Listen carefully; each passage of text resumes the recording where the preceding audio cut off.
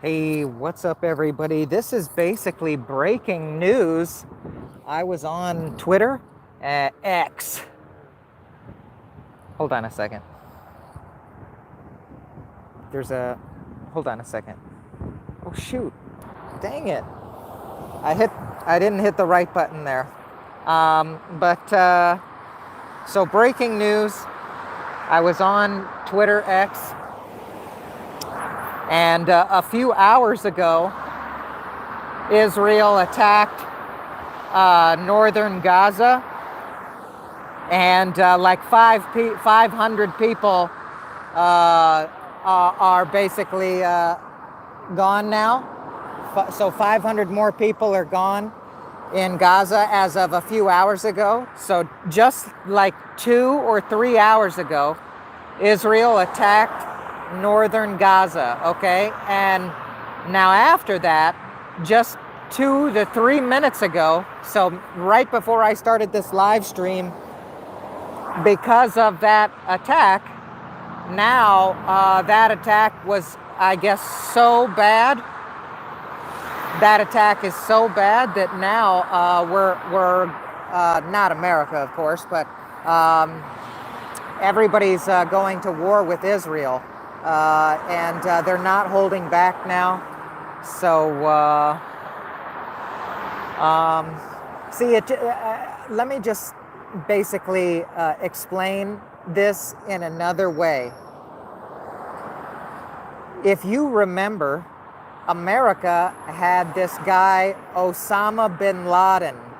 So to find this one guy, we sent out special teams, right? We didn't just attack big areas of cities, right, to find the one guy. We didn't attack everywhere, right? We didn't just send lots of missiles, hundreds of missiles everywhere, taking out lots and lots of people to find Osama bin Laden. However, there's now yet another boogeyman, bad guy, allegedly, named Hamas or whatever. And instead of sending like a special team to find this guy, this alleged guy, they're just attacking major areas, right? And they're saying, oh, well, it's justified to attack these major areas. Well, I don't think that's the right strategy. Lots of people are losing their lives. I mean, let me just ask you all a question. Like, what is the purpose of? Let's just get right to the point. Let's say you're Israeli, right? And of course, you don't want any Palestinians, right? That's what they'll claim. So they don't want any Palestinians. They don't want them to have any part of the Gaza area. So let's just say that they get what they want, right? Hypothetically, right? That there's just no Palestinians anymore. That they just take them all out. What are they going to do? Rebuild? Are they going to use all that American money that they got to rebuild that Gaza area as like some new Israel or something? Was that the plan? Take all that American money and rebuild Gaza like all American-like? Is that the plan? So that just seems like that's what the plan is. Like it doesn't seem like there really is like a specific guy, like a specific Hamas character, this alleged Hamas character. Because if it was just a guy, well, then they would go after just that guy. Why would they just take out these huge areas? Is this just some sort of like really bloody tactic to be like, hey, we're gonna keep attacking? That's pretty terroristic to like just basically say, hey, we're just gonna keep attacking until what, you turn yourself in or something? Is that the plan? Because what, they can't find him or something? So they're good enough to keep attacking lots of civilians. but they're not good enough to just find the Hamas guy. Or the second question is, do they feel that getting rid of Hamas isn't enough, and that they just are kind of avoiding directly going after the Hamas guy with a special forces unit, and so they'll just like continue to take out 500 at a time Palestinian people or whatever. So they're just going to continue taking out 500 people at a time until I guess this guy wants to turn himself in or something out of like guilt, like, oh shoot, well they've, you know, attacked us so much, I might as well just turn myself in. You really think this, if this Hamas guy even exists, you think he's just going to turn himself in because he feels guilty that Israel has attacked his people? Now, of course that isn't true, and I'll tell you why. Because the Democrats that I talk to, they'll say that Hamas attacks his own people. So what does that say? So you mean that they can't even flip, they can't even, if this rumor that Hamas doesn't even like his own people, they can't even get some devil's advocate, they can't even get some person to play both sides, they can't even find one Palestinian to like to attack this Hamas character. You know, if Hamas is allegedly real and Hamas is allegedly known for even attacking his own people, why can't you even flip one of the why even make it hard and send some Israeli in there? Why not just try to, you know, pay off some Palestinian? Hey, Palestinian, we'll just give you lots of money. You just turn over Hamas. You know, I mean, it's just like all of these potentially way better, easier options at resolving this, they're not doing. So it makes me think that it goes back to an even worse scenario, which is just depopulation. So maybe the plan is that they don't even have some sort of truce in mind, that it's solely just to like depopulate as much as possible in as many areas as possible, whether through war or pharmaceuticals. I even saw a great video yesterday of a woman standing outside of a McDonald's saying that, you know, these fast food places are just essentially our pharmaceutical grade food, and you know, she's totally right. But yeah, I mean, what are we really doing other than funneling money towards these people? These people are laundering the money into wherever their bunkers are, and then creating the drama, saying that there's this alleged boogeyman character that gives them an excuse to start attacking people and depopulate, and then once they depopulate, they buy up the land. Like, it's a pretty typical strategy. They're doing it in almost every area of the world. Like, it works. It's just working. It's just working for them. They just, it's all like a land grab depopulation scheme, and it just totally works.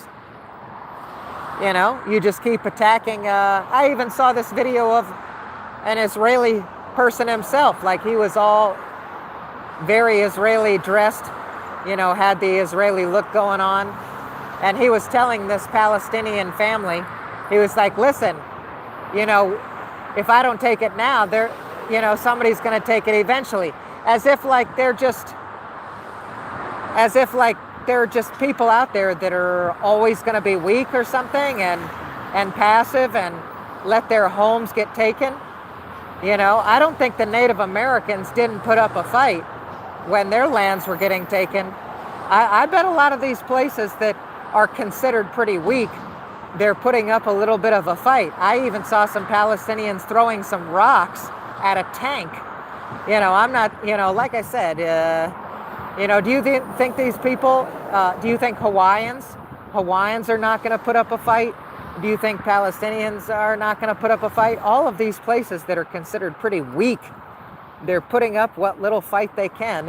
It basically is clearly instinctual that they don't want to just lose wherever they're at. You know, and the people that are migrating, you would say, well, why would they possibly migrate? Why would they ever migrate? Well, it's because they're told literally that they're giving free stuff here, right? And people will say that that's a rumor. I know specifically friends. I have friends, people that I would consider a friend, and they go so out of their way, unlogically, not logical at all, to help people that aren't even citizens here, knowing that there are people who are citizens here and need help.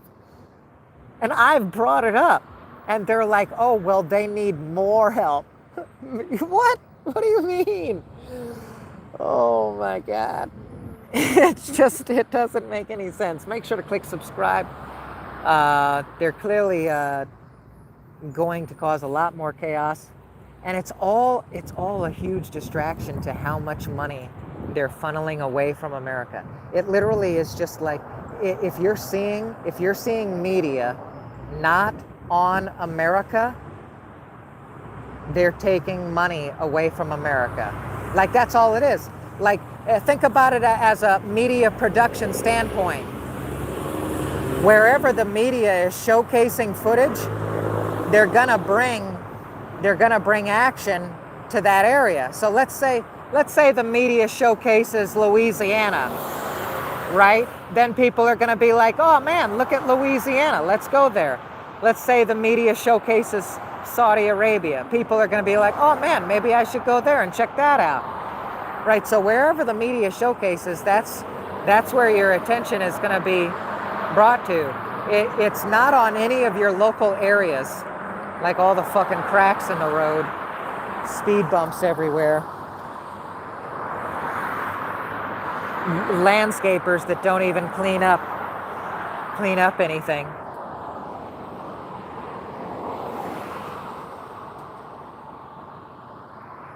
I just saw this guy yesterday. He littered a beer can out of his truck right in front of me. And I said, you know what? I'm not the best person, but I'm not doing DUIs now. Now, I didn't call him out on the DUI, but I said, man, there's a trash can right there.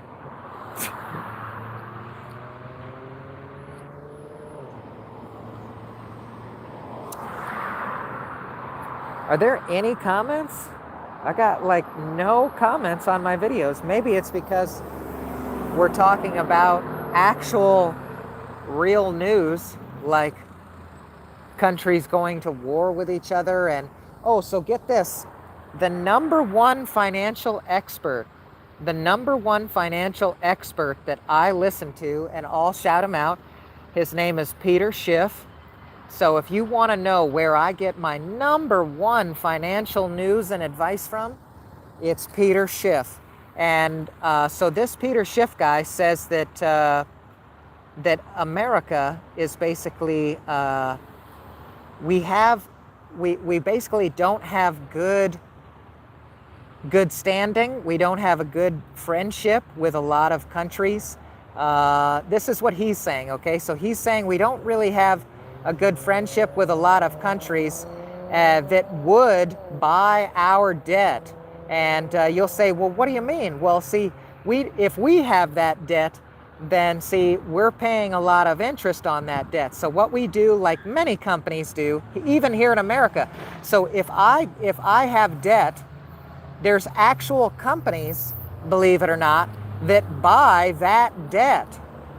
I don't even know why this is a thing, and I don't want to go into too much detail about it, but I'm going to just continue that there are people and companies and countries that buy debt, right? That for some reason this happens, okay? So America is in debt. So what we do is we try to find other countries to buy that debt, right? So basically, we make some sort of deal with them. Maybe they've got some sort of goods like rice or soybeans or something, and they're saying buy the debt, but it's like kind of just postpone. There's what Peter Schiff is saying is we're in so much debt that even having these countries uh, buy the debt or pay off our debt, or even like put a dent in the debt, just even anything. Like he's basically saying that we're screwed and that we're too far in debt, right? And that the only way for us to get out of this debt would be like massive cuts to where no one would be able to do anything. And that's exactly what I've been talking about. I said, holy cow, that's exactly what I'm talking about. That they're not going, you heard the Klaus guy. The Klaus guy says he doesn't want us doing anything. So what if we put these two things together? You've got this number one financial advisor saying that the only possible way for them to get rid of this debt, because no other country wants to really help us with this debt, they see that whatever money we do have, we're using it for war, right? So let me repeat that. So whatever money we do have, we're not paying off our debt. We're using it for war, okay? We're using it for war. So other countries, they see that. It's very obvious that instead of paying off our debt, we're using the money we should be paying off our debt, and we're going into war with it. So other countries, they don't like that. It's basically not respectful. You see, if you have debt, you should pay it off, right? And other countries would respect that. But since we're not paying it off, other countries are like, man, if we were to help you out with that debt, you would just take our money and use it for war. So they don't want to help us out with our debt. And so this number one financial advisor says that the only way for us to get out of the debt would be to literally cut everything out of our lives. Like everything that we're doing is above our means just now. I mean, maybe not forever, but like for the next 10 to 20 years or so, we would have to literally do almost nothing. We wouldn't be able to go above our means in any possible way. No, all of us would be basically eating soybeans or bugs or something. And that's exactly, see, this Klaus guy, it's not like he was even really wrong. He said, we're gonna have nothing. And it wasn't even a threat. See, we took it as a threat, but it's actually going to come true. With the amount of debt that we have, there's no way for us to get out of it. And no countries are willing to help us with the debt because they see us going to war with the money, right? So the only way for us to take care of the debt ourselves without other countries helping us would be for us to cut spending, right? But we're not going to do that. You think these people are going to cut Starbucks? You think these people are going to cut McDonald's? You think these people are going to literally eat bugs to save America? Well, let me ask you something. Would you, and that's the question of the day, would you stop driving the car? Would you stop going everywhere? Would you stop buying new things? Would you stop buying anything? You're just, from today on, you're just not allowed to buy anything.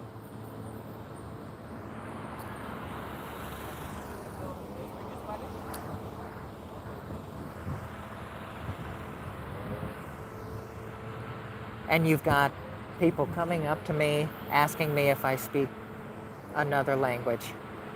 I mean, every time I play video games, now I'm not angry. I'm not angry, and there's nothing I can do about it. But there's so much migration. And there's another word called assimilation. Migration means you're moving to a new area. Assimilation means you're taking on the ideas and the roles that area that you just moved to already had, right? Like the language that the place already had, or the food style that the place already had, right? So if I go to Italy, I'm not going to expect people to not speak Italian to me. If I go to Italy, I'm not going to expect non-Italian food, right?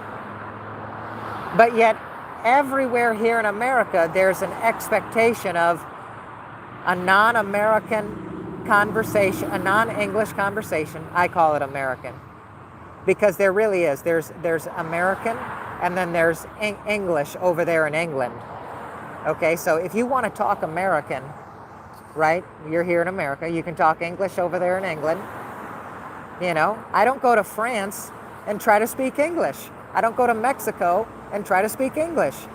I don't try to speak American at non-American locations.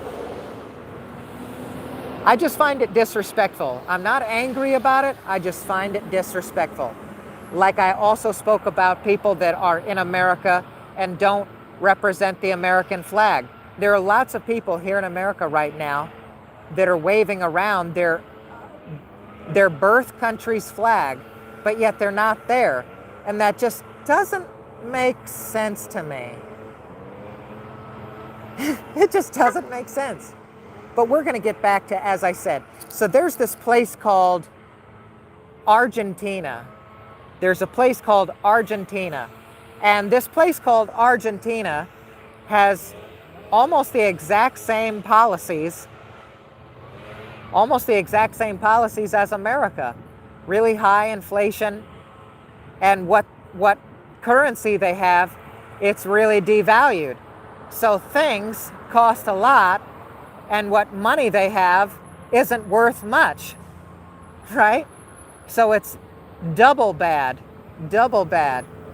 right? So your bread, it's not $2, it's $4, and your dollar, it's only basically 50 cents. I'm sorry about all these people blowing, and watch, if I don't, there's lots of people blowing, leaf blowing all around me. So I'm sorry about that. I'm just gonna try to keep talking over it. And it's really bad. It's really bad for your breathing. It's really bad for your breathing. This isn't good for the environment. Cutting grass and blowing around the insecticides is terrible for breathing and the environment.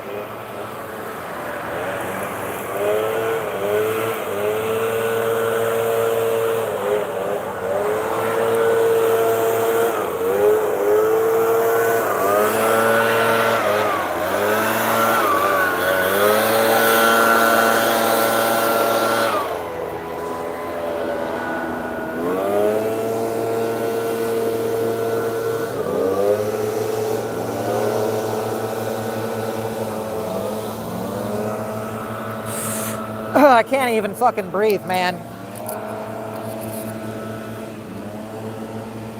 I can't even breathe, man. I'm telling you, so grass, Grass, they spray insecticides on it, pesticides on it, they water it so it grows, and then they cut it once a week, spreading that all around.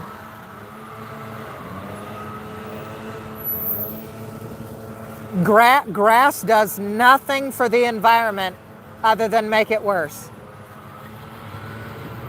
The insecticides, pesticides in grass do, man, it's in my fucking eyes. They're just blowing it all around me.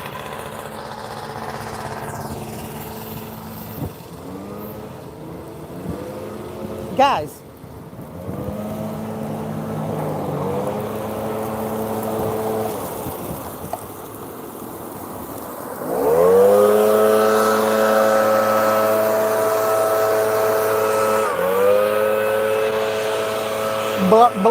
blowing around the grass that you cut, it doesn't do anything. These lazy landscapers, they don't pick up clippings. They just blow it around.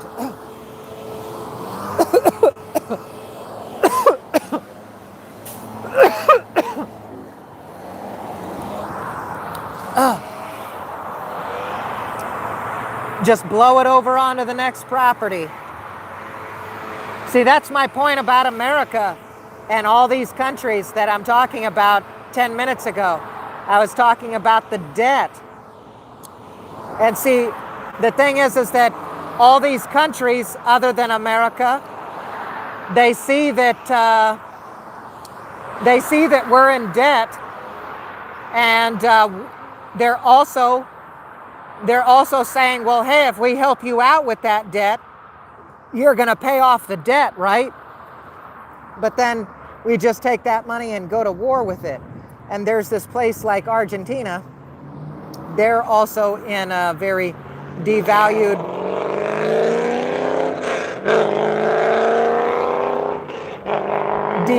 dollar and very high inflation on the products. So yeah, as Klaus said, the only way, and Peter Schiff. So Peter Schiff, two polar opposite people, right? Peter Schiff, financial advisor. Klaus, this WEF guy, so you've got the Klaus guy saying, hey, you're going to own nothing, right? You're not going to have anything. So all these people driving around, spending money, having places to stay, look at that guy. He's got a Bernie Sanders, that guy over there, hold on. That guy right there, he's got a Bernie 2016 sticker. But yeah, so the point that I'm making is that then Peter Schiff says, since these other countries won't help us out with our debt because they see what little money we're making, we're going to war with it, that there's going to be such a crash that you won't have anything. You won't be able to drive. Just like Argentina, they're already rationing the gas, so you won't be able to drive around. You won't have any money to buy anything new. All the companies have already secretly over the past 5 years spent all of their extra profit on roboticism. So what little production any of these companies are going to do from now on is going to be roboticized. Now they'll take their losses, but at least they won't have employees anymore. They won't have to worry about that anymore. They'll say, now you'll say, what are people going to do? Well, we're going to have nothing, everybody. This was it. Like, the 50s, 60s, that was, people will say, oh, well, what about my parents and grandparents who were able to have a house with just one job? Well, see, that was because we were just creating the debt, right? Over the past 50 years, we never paid the debt off, ever. We've just never paid the debt off. Now the debt is so extreme that other countries don't even want to help us with it. Okay? So I've made it crystal clear. We are gonna have nothing. All these companies found the ability to have food that you really enjoy. You're literally gonna go back to House on the Prairie times. I'm almost 90% positive right now. 90% positive worldwide House on the Prairie status. If you're not in the 10%, as Andrew Tate says, if you're not in the 10%, you're gonna be in extreme poverty, man, like eating bugs. Like, so you're either like extreme top 10%, or you're the other 90% that is eating bugs. It all makes sense. All the top people, if you put their puzzle pieces together right now, all those puzzle pieces, they fit together to where 90% of us are going to be eating bugs, and the top 10% are going to have lots of money, and they're certainly going to not use that money to pay off what debt we had.